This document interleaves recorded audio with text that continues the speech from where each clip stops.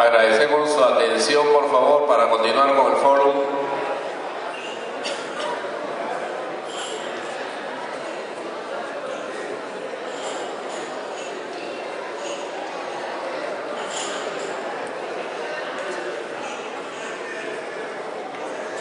Bien, continuando con el fórum, presentamos a nuestros expositores especialistas, Fernando Cotrín Barbieri y Humberto Bello, con el tema el papel de la UNOPS en las compras estatales, experiencias y lecciones. Invitamos a nuestros expositores para la presentación correspondiente. Un aplauso, por favor.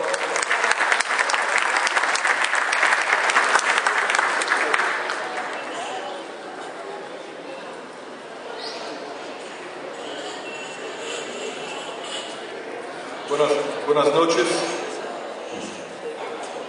Quisiera primeramente saludar al doctor Víctor Lozano, el ilustre rector de la universidad, al doctor Luis Alba Castro, al presidente José Murgia, del Gobierno Regional de la Libertad, a la decana doctora Yolanda Chávez y a mi colega doctor Ricardo Salazar, y felicitarlo por la excelente presentación, y también mención a los organismos internacionales y a UNOPS. Quisiera iniciar con una presentación un poco didáctica del sistema de Naciones Unidas y de la UNOPS, porque presumo que puede ser de conocimiento de muchos, pero no conocimiento de otros, y entonces permítame ir por un camino más didáctico, y ahí vamos siguiendo la presentación para cubrir otros temas. Así que yo soy brasileño, si cometo algún error de español, por favor me perdone. La Oficina de las Naciones Unidas de Servicios para Proyectos. El sistema de Naciones Unidas está compuesto por programas, por fondos, por agencias. Algunos eventualmente más familiar a ustedes, otros menos. Para dar ejemplos, entre los fondos, la UNICEF, que es el Fondo de las Naciones Unidas para los Niños, que presumo que es de conocimiento de la mayoría de ustedes. En términos de los programas, el Programa de las Naciones Unidas para el Desarrollo, el Programa Mundial de Alimentos, el Programa de las Naciones Unidas para el Medio Ambiente, otros órganos como la Organización Mundial de Salud, la Organización para la Alimentación y Agricultura, todas con su respectivo mandato, su respectiva estructura, todas organizaciones internacionales dentro de un sistema de Organización Internacional de las Naciones Unidas. La UNOPS es un órgano a más en ese sistema. La Oficina de las Naciones Unidas de Servicios para Proyectos fue concebida para apoyar varias contrapartes en adquisiciones y en servicios de proyectos. Primero, quisiera hacer una introducción de la Carta de las Naciones Unidas, que es la Carta de 1945, un tratado multilateral que es el tratado constitucional de fundación de la Organización de las Naciones Unidas, que tiene como la República de Perú como miembro desde el 31 de octubre de 1945, y la República del Perú tiene el honor de ser un miembro fundador de las Naciones Unidas con más 50 estados. Probablemente ustedes pueden asociar el papel de las Naciones Unidas en ciertos aspectos que tiene mucho más trascendencia mediática, como por ejemplo una fuerza de paz de las Naciones Unidas en un país de una situación de posconflicto, donde posteriormente a una guerra civil, el país brinda su consentimiento para las Naciones Unidas en mandar una fuerza de paz para que se pueda normalizar la vida institucional del país. O, por ejemplo, lo que la UNOPS también hace en otros países, como doy un ejemplo en Afganistán, de desactivar minas terrestres en países de post-conflicto que tuvieron este problema de minas terrestres. La UNOPS da asistencia para desactivar minas terrestres y que la vida pueda volver a la normalidad. Por eso que las Naciones Unidas, en sus propósitos y el artículo 1 de la Carta, habla fundamentalmente de mantener la paz y la seguridad internacional. Teniendo en cuenta el contexto de la creación de una organización internacional después del flagelo de 2 guerras mundiales y la necesidad de la comunidad internacional se movilizar en busca de una paz perpetua y más permanente en la comunidad internacional. Pero las Naciones Unidas es más que esto. Como ustedes pueden ver, un fundamento muy importante de la Carta de las Naciones Unidas es la cooperación internacional, que es un componente para el alcance de la paz, pero que va mucho más que esto, en la promoción del desarrollo económico y social, de niveles de vida más elevados, para soluciones de los problemas y respecto a los derechos humanos. Por ende, una pregunta que normalmente ustedes pueden hacer: la función o el trabajo de las Naciones Unidas en un país como la República del Perú, un país democrático, un país totalmente basado en el Estado de Derecho, un país de renta mediana para alta, un país en vías de desarrollo. Sí, las Naciones Unidas también desempeña y ejecuta un papel en estos países. Solamente también en concepto de contextualización jurídica, es importante que ustedes sepan que las Naciones Unidas, y en el caso un órgano como la UNOPS, cuando se instala en un país, de acuerdo con un marco jurídico propio, de acuerdo con prerrogativas propias. Una de esas prerrogativas es una convención sobre privilegios y inmunidades, que por la fecha, ustedes pueden notar, de 1946, es uno de los primeros tratados de las Naciones Unidas, luego de la Carta de las Naciones Unidas.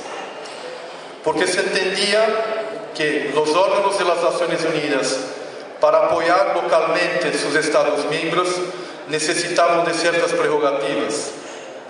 Esas prerrogativas con un único propósito: alcanzar los propósitos de la organización, realizar las funciones de la organización, no como una regalía demasiada, no como un capricho, no, como un contexto necesario por la naturaleza y el régimen jurídico de un organismo internacional.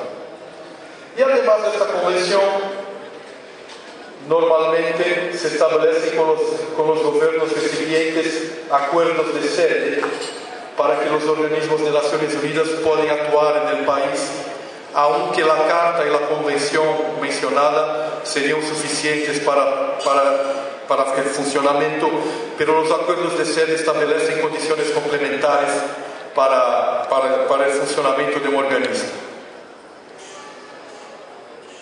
La UNOPS es creada por una decisión 48.501 de la Asamblea General de las Naciones Unidas, de fecha del 19 de septiembre de 1994. La UNOPS es un órgano subsidiario de las Naciones Unidas. Es muy común, por desconocimiento y porque las personas justificadamente todavía no tienen conocimiento, asociar a un organismo internacional o a una organización no gubernamental, por ejemplo, que no es el caso, porque una organización internacional es un organismo intergubernamental y es internacional. Bueno, hay otros problemas de concepto por la característica del servicio que brinda la UNOPS, que hay gente que piensa que la UNOPS es una empresa, por ejemplo. Entonces, dejar muy claro que es un órgano de las Naciones Unidas para servicios de proyectos y adquisiciones, tanto para los demás órganos de las Naciones Unidas, así que las Naciones Unidas brindan servicios a las otras agencias, como a la UNICEF, como al PNUD, a la Fuerza de Paz que está en África, donde están los órganos de Naciones Unidas. Mas también brinda servicios a gobiernos, brinda servicios a los gobiernos nacionales y a los gobiernos regionales, como también es el caso del Gobierno Regional de la Libertad, siempre con el consentimiento del Gobierno Nacional. Una mención a las palabras del Secretario General de las Naciones Unidas, el señor Ban Ki-moon, sobre la UNOPS, que la UNOPS cumple una función crítica de prestación de servicios de gestión para nuestras operaciones vitales, de consolidación de la paz, humanitarias y de desarrollo. Y hace mención a ejemplos de la UNOPS en que la UNOPS ha sido efectiva en ayudar a los países prestando asistencia y también en la infraestructura con la construcción de carreteras, escuelas, centros de salud, o como he mencionado, la remoción de minas terrestres, todo lo que dice respecto a servicios de proyectos y adquisiciones. La UNOPS está a disposición de las contrapartes para apoyar. Una otra cosa muy importante, las Naciones Unidas y sus órganos están siempre bajo un escrutinio de supervisión y de control. Las Naciones Unidas, en el caso de la UNOPS tiene un director ejecutivo mundial que se somete al secretario general de las Naciones Unidas, está subordinado al secretario general, y también a una junta ejecutiva que cubre las actividades del Programa de las Naciones Unidas para el Desarrollo, para el Fondo de las Naciones Unidas para la Población y para la propia UNOPS, supervisando las actividades de estos tres organismos de acuerdo con la normativa que fue brindada por la Asamblea General y un otro órgano de las Naciones Unidas, que es el Consejo Económico y Social. Esta junta es compuesta por 36 miembros, 36 Estados miembros, que rotan a cada 3 años. No está de más mencionar que la República del Perú es parte de esta rotación, es parte de este movimiento de a cada 3 años se rotan los países, y la República del Perú ha asumido sus funciones en la Junta Ejecutiva de acuerdo con la rotación existente. También en el esquema de control quería mencionar rápidamente que las actividades de las Naciones Unidas, como un país como Perú, en los gobiernos regionales de Perú, están enmarcadas dentro de una estructura de control que es definida por la Junta Ejecutiva y que es más de un órgano. La UNOPS es auditada por su auditoría interna, que es el Grupo de Auditoría Internas y Investigaciones. La UNOPS está sometida a un comité estratégico de auditoría que propone soluciones y analiza las actividades de la organización, además de las funciones de auditoría. La UNOPS tiene un oficial de ética, la Junta Ejecutiva. La UNOPS está sujeta a una auditoría externa, que es la Junta de los Auditores Externos de las Naciones Unidas. O sea, 2 instancias de auditores, de la Junta, de los auditores internos y de la auditoría externa. Y más otros órganos que también participan en este proceso. Las Contralorías Nacionales, donde la UNOPS está presente, en el caso de Perú, cuando UNOPS ejecuta un proyecto de infraestructura, una adquisición de bienes, una adquisición de servicios o cualquier otro apoyo puntual, una asistencia, un estudio de preinversión, toda documentación relacionada a esta asistencia es de naturaleza pública, no de carácter reservado, y está accesible a las contrapartes y inclusive a los órganos de control peruano, sea por la ONOPS o en coordinación con la contraparte nacional. La ONOPS, como mencionado por el doctor Salazar, ha logrado armonizaciones con el gobierno peruano en diversas instancias, siendo una de ellas el convenio con OCE para que todo el ciclo de la licitación esté en el SEACE, en el Sistema Electrónico de Perú, y también dando pasos más ambiciosos en el sentido de inclusive, si necesario, en sus proyectos, en sus licitaciones, contar con veedores de la Contraloría Nacional en las evaluaciones de sus procesos. Nosotros entendemos que este intercambio con el país es muy importante porque es un intercambio de mutuo beneficio. A los propios contralores, para entender cómo se implementa una ejecución de un proyecto bajo el sistema de Naciones Unidas, para que ellos mismos puedan tener una mejor comprensión de ese sistema. Y nosotros también, como de manera mutua, intercambiando y logrando beneficios con las contrapartes nacionales. En el marco de adquisiciones de ONOPS, nosotros tenemos sus reglas y reglamentos financieros, el manual de adquisiciones, directivas e instrucciones administrativas. O sea, la ONOPS tiene su cuerpo de normas propias para llevar adelante las adquisiciones en cada Estado miembro que está presente. Yo propongo una situación hipotética para ustedes. Si las Naciones Unidas no tuvieran las inmunidades mencionadas en el capítulo anterior, que significan que los procesos de las Naciones Unidas no se someten, por ejemplo, a las Cortes Nacionales, que las Naciones Unidas tienen su propio cuerpo de normas, su propia legislación. ¿Cómo podría actuar las Naciones Unidas en 193 países? ¿Podrían las Naciones Unidas cumplir la ley de Irak? ¿Podrían las Naciones Unidas cumplir, aunque con una ley más democrática o de un Estado de Derecho más avanzado? Imposible. ¿Por qué? Porque las Naciones Unidas no es un Estado. Ustedes son nosotros porque ustedes, Estados miembros, es que han se reunido y constituido esta organización. Pero nosotros las Naciones Unidas son una organización internacional. No tiene una naturaleza del Estado. Tiene un régimen jurídico distinto.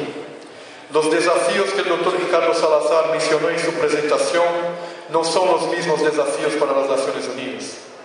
Las Naciones Unidas tienen su marco específico y siempre estará a disposición del Estado para apoyar en el Estado a superar sus propios desafíos. Una cuestión muy importante es saber que aunque las Naciones Unidas tengan sus reglas y procedimientos de licitaciones propios, hay algo irreversible, hay algo que es definitivo, que todas las licitaciones tienen los mismos principios universales de licitación, principios equivalentes. No de otra forma, las Naciones Unidas tienen que se pautar, se orientar por total transparencia, por la publicidad de sus procesos y documentos, por el trato igualitario de los proveedores, por la evaluación objetiva de las propuestas, por la competencia efectiva, y por eficiencia y por el valor del dinero. También una otra cuestión mencionada en la presentación anterior, que ni siempre lo más barato es lo de mejor costo-beneficio. Hay técnicas, hay criterios para una evaluación, se aplica el puntaje cuando necesario, se va por el menor precio cuando necesario, pero siempre con la evaluación objetiva. No se puede alejar de estos conceptos. Una característica de los procesos de licitaciones de las Naciones Unidas es que, primeramente, como cualquier procedimiento de licitación, los licitantes siempre tienen un periodo para aclaraciones de los documentos de licitación antes de la entrega de las ofertas. Ese es un periodo amplio, normalmente para obras de gran complejidad se da 45 días para que los licitantes puedan analizar todos los documentos de licitación, especificaciones técnicas, términos de referencia, hacer sus comentarios y que todos son debidamente formalizados y contestados dentro de este plazo. También es muy importante entender que el hecho de que un proceso de las Naciones Unidas no se somete a las Cortes Nacionales no significa que no hay recursos, no hay remedios administrativos para la revisión de decisiones o de cualquier otra condición que esté en un documento licitatorio. Por eso, la evaluación de las empresas tienen el derecho de, si no satisfechas con el resultado de su evaluación, hacer una solicitud de reconsideración al comité de evaluación y, si eventualmente no satisfecho, ir a una instancia final al asesor legal general de la sede de UNOPS, que daría su opinión definitiva. O sea, es un procedimiento que está para mezclar la instancia administrativa, donde se agota la revisión, pero con la debida seguridad jurídica.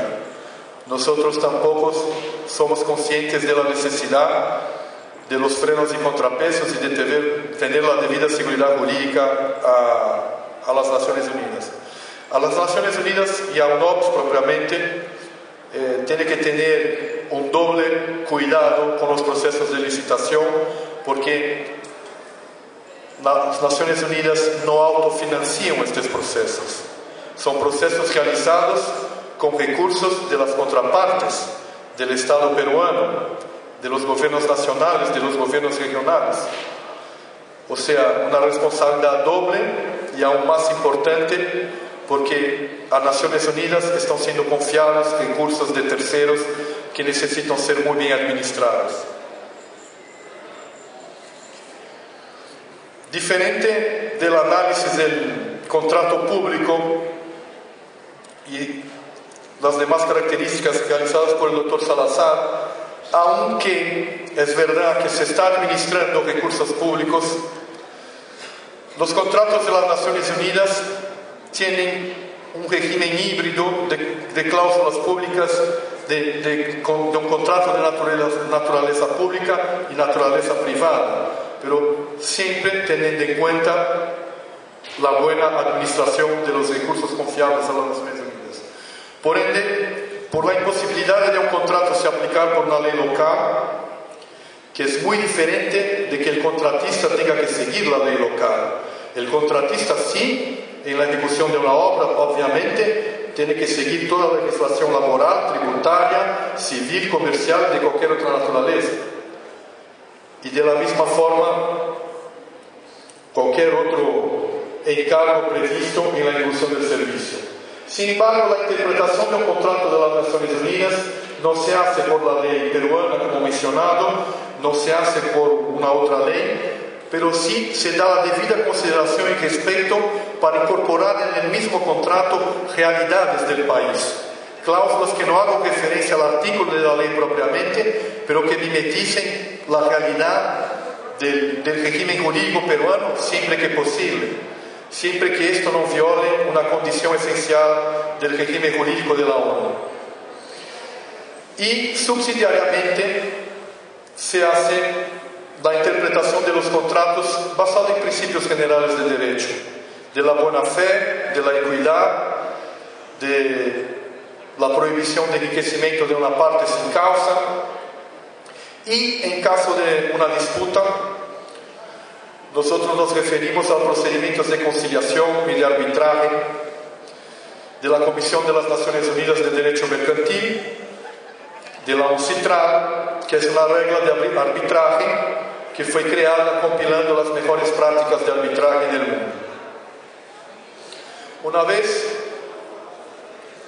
en contacto con figuras muy eminentes de este país, estábamos discutiendo algunas cuestiones muy importantes, y entre ellas la capacidad que tenemos, de cierta forma, de mantener un bajo nivel de litigiosidad en los contratos existentes. Obviamente que hay situaciones que sí pueden pasar por el volumen de trabajo, de la asistencia, pero en general es una característica, una evidencia que los contratos generan un menor bajo de litigiosidad. No porque las Naciones Unidas necesariamente administran sus contratos mejor que los estados, no necesariamente por esto, porque las Naciones Unidas tienen más autonomía para hacer las conciliaciones necesarias, a utilizar los procedimientos que eviten la escala a un contencioso, siempre basado en estos requisitos. ¿Y por qué? Como no hay el formalismo excesivo, pero no puesto de una manera, diría negativa, pero es una característica, por los estados tienen una serie de normas que exigen un respeto y una observancia de los procedimientos de forma mucho más literal. Las Naciones Unidas tienen la posibilidad de, en sus contratos, analizar, dar mayor predominancia al mérito, a los temas de fondo, a entender que una determinada situación no se va a penalizar por penalizar, porque una lectura muy fría de la ley dice que en tal circunstancia se penaliza, pero que necesariamente debe ser interpretada, analizar cada caso concreto, apurar responsabilidades, si la responsabilidad es de una parte, si no es de otra. Que el gobierno peruano y cualquier otro Estado nacional también lo hace, pero ya con una forma, con menos autonomía, y esto pasa en cualquier país, en mi país por ejemplo, en Brasil o acá en Perú, que no se puede transaccionar de cierta forma, pero nunca se transacciona generando un perjuicio al Estado. Eso se tiene que dejar claro.